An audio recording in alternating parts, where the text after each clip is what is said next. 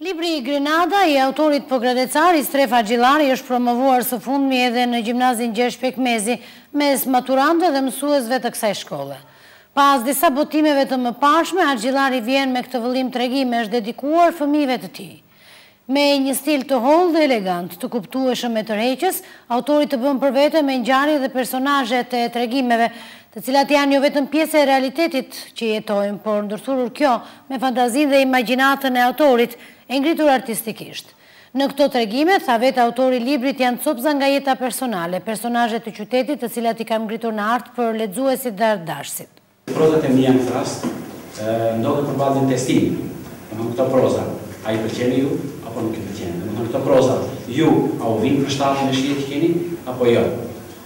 Dhe kjo ka një rëndësi të jashtëzakonshme për mua, sepse kjo tregon që ndoshta ndonjëra nga prozat e mia do të ketë pak jetë më gjatë. Që ose pëlqen ju sot, ndoshta të pëlqejë diku nesër, e kështu me radhë.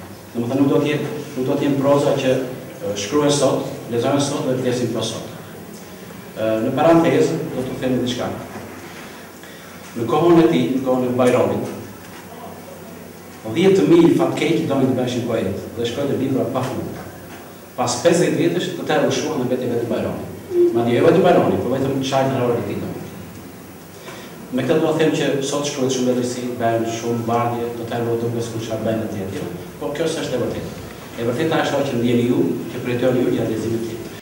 Nga ana e tyre, nxënësit të cilët e kishin lexuar librin kanë diskutuar rreth tij, tregimeve përbërëse dhe njëkohësisht i kanë drejtuar pyetje autorit rreth mënyrës se si e ka organizuar vëllimin, fabulat të ndryshme të tregimeve, ndërtimin e personazheve, origjinën e tyre e të tjerë.